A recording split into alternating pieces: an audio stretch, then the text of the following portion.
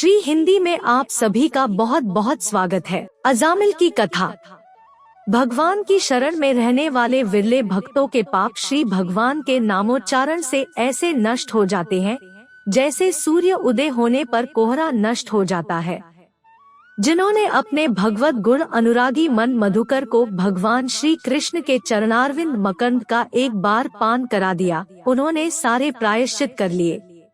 वे स्वप्न में भी यमराज और उनके पाशधारी दूतों को नहीं देखते। इसी संदर्भ में कन्नौज के दासीप्ती ब्राह्मण अजामिल की कथा आती है। अजामिल बड़ा ही शास्त्रज्ञ, शीलवान, सदाचारी व सद्गुणों का खजाना था।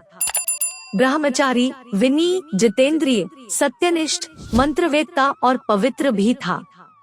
इसने गुरु, अग्नि, अतिथि और वृद्ध पुरुषों की सेवा की थी। अहंकार तो इसमें था ही नहीं। यह समस्त प्राणियों का हित चाहता, उपकार करता, आवश्यकता के अनुसार ही बोलता और किसी के गुणों में दोष नहीं ढूंढता था। एक दिन वन से फल फूल, समिधा व कुश लाते समय अजामिल ने एक कामी व निर्लज्ज भ्रष्ट शूद्र को शराब पीकर एक वेश्या के साथ विहार करते हुए देखा। वेश्या भी शराब पीकर अर्धनग्न अवस्था में मतवाली हो रही थी। अजामिल उन्हें इस अवस्था में देखकर सहसा मोहित व काम के वश हो गया। उसने अपने धैर्य व ज्ञान के अनुसार अपने काम वेग से विचलित मन को रोकने की बहुत कोशिश की, परंतु उस वेश्या को निमित्त बनाकर काम पिशाच ने अजामिल के मन को ग्रस लिया। वह मन ही मन उस वेश्या का चिंतन करने लगा और अपने धर्म से विमुख हो गया। उस कुलटा को प्रसन्न करने के लिए अजामिल ने अपने पिता की सारी संपत्ति भी दे डाली व अपनी कुलीन नवविवाहिता पत्नी तक का त्याग कर दिया। धन पाने की चेष्टा में वह पतित कभी बटोहियों को बांधकर उन्हें लूट लेता, कभी लोगों को जुए के छल से हरा देता, किसी का धन धोखाधड़ी से ले लेता तो किसी का चुरा लेता। इस प्रकार उसकी आयु का एक बहुत बड़ा भाग 88 वर्ष बीत गए और वह वेश्या के 10 पुत्रों का लालन पालन करता रहा।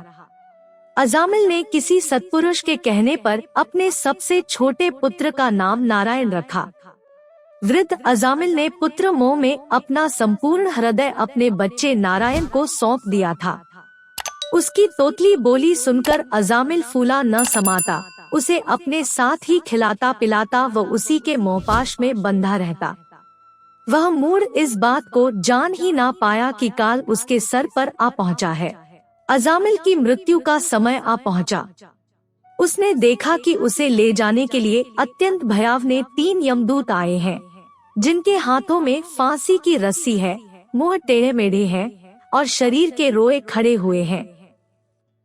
उस समय बालक नारायण वहां से कुछ दूरी पर खेल रहा था। यमदूतों की भयावह छवि से व्याकुल अजामिल ने बहुत ऊंचे स्वर से पुकारा, नारायण नारायण। भगवान के पार्षदों ने देखा कि यह मरते समय हमारे स्वामी भगवान नारायण का नाम ले रहा है, अतः वे झटपट वहां आ पहुँचे। उस समय यमदूत अजामिल के शरीर में से उसके सूक्ष्म शरीर को खींच रहे थे। चारों विष्णु दूतों ने उन्हें बलपूर्वक रोका। यमदूतों ने कहा कि इस पापी अजामिल ने शास्त्राज्ञा का उल्लंघन करके स्वच्छंद आचरण किया है। इसने अनेकों वर्षों तक वेश्या के मलसमान अपवित्र अन्न से अपना जीवन व्यतीत किया है। इसका सारा जीवन पापमय है और इस पापी के पापों का प्रायश्चित दंडपाणी भगवान यमराज के पास नरक यातनाएं भोग कर ही होगा। भगवान के पार्षदों ने कहा, यमदूतों, इसने कोटि जन्म की पाप राशि का पूरा प्रायश्चित कर लिया है, क्योंकि इसने विवश होकर ही सही भगवान के परम कल्याण में मोक्षप्रद नाम का उच्चारण किया है। जिस समय इसने नारायण इन 4 अक्षरों का उच्चारण किया, उसी समय इस पापी के समस्त पापों का प्रायश्चित हो गया। भगवान नाम उच्चारण बड़े से बड़े पाप को काटने की सामर्थ्य रखता है, क्योंकि भगवान के नाम के उच्चारण से मनुष्य की बुद्धि भगवान के गुण, लीला और स्वरूप में रम जाती है और स्वयं भगवान की भी उसके प्रति आत्मीय बुद्धि हो जाती है। संकेत में, परिहास में, तान अलापने में अथवा किसी की अवहेलना करने में भी यदि कोई नाम उच्चारण करे तो उसके सारे पाप नष्ट हो जाते हैं। जो मनुष्य गिरते समय, पैर फिसलते समय, अंग भंग होते समय, सांप के डसते समय, आग में जलते समय व चोट लगते समय भी विवशता से हरि हरि कहकर भगवान के नाम का उच्चारण कर लेता है, वह यम यातना का पात्र नहीं रह जाता। यमदूतों जैसे जाने या अनजाने में ईंधन से अग्नि का स्पर्श हो जाए तो वह भस्म हो ही जाता है, वैसे ही जानबूझकर या अनजाने में भगवान के नामों का संकीर्तन करने से मनुष्य के सारे पाप भस्म हो जाते हैं। जैसे कोई परम शक्तिशाली अमृत को उसका गुण न जानकर अनजाने में पी ले तो भी अमृत उसे अमर बना ही देता है, वैसे ही अनजाने में उच्चारण करने पर भी भगवान का नाम अपना फल देकर ही रहता है। अजामिल ने श्री भगवान का नाम नारायण का उच्चारण किया है। आथा यमदूतों तुम अजामिल को मत ले जाओ। भगवान के पार्षदों ने भागवत धर्म का पूरा निर्णय सुना दिया व अजामिल को यमदूतों के पाश से बचाकर मृत्यु के मुख से छुड़ा लिया। अजामिल ने यमदूतों व विष्णुदूतों के सारे संवाद को देखा व सुना। वह यमदूतों के फंदे से छुटकर निर्भय व स्वस्थ हो गया। सर्व पापहारी भगवान की महिमा सुनने से अजामिल के हृदय में शीघ्र ही भक्ति का उदय हो गया। उसे अपने जीवन पर बहुत पश्चाताप होने लगा। उसके हृदय में संसार के प्रति तीव्र वैराग्य होने लगा। अजामिल सबके संबंध और मोह को छोड़कर हरिद्वार चला गया। योगमार्ग व आत्मचिंतन का आश्रय लेकर अजामिल ने इंद्रियों, मन व बुद्धि को विषयों से पृथक कर भगवान में लीन कर दिया। तब उसने देखा कि उसके सामने वही चारों विष्णुदूत खड़े हैं जिन्हें उसने पहले देखा था। अजामिल ने सर झुकाकर उन्हें नमस्कार किया।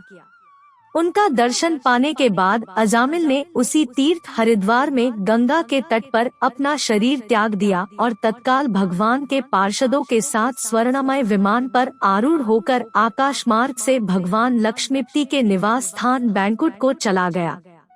शिक्षा 1। भगवान के नाम में इतने पापों को काटने की शक्ति है जितने पाप मनुष्य कर भी नहीं सकता। 2। जो मनुष्य मोहग्रस्त होकर घर गृहस्थी का ही बोझा ढोते रहते हैं, वह भगवान नाम के दिव्य रस से विमुख है। वे ही बार बार नरक यातनाओं व जन्म मरण के चक्र में फंसने के लिए धर्माधिकारी यमराज के सम्मुख लाए जाते हैं। 3। बड़े से बड़े पापों का सर्वोत्तम, अंतिम और पाप वासनाओं को भी निर्मूल कर डालने वाला प्रायश्चित यही है कि केवल श्री भगवान के गुणों, लीलाओं और नामों का कीर्तन किया जाए। भगवान के आश्रित भक्तों की ओर यमदूत आंख उठाकर भी नहीं देखते। कलियुग केवल नाम आधारा, सिमर सिमर नर उतरहिं पारा। दोस्तों, अगर आपको वीडियो पसंद आया तो लाइक करें और हमारे चैनल को सब्सक्राइब करें ताकि आपको ऐसे नए वीडियो का नोटिफिकेशन मिलता रहे और आपका जीवन खुशहाल और आसान हो जाए। वीडियो देखने के लिए आपका बहुत बहुत धन्यवाद।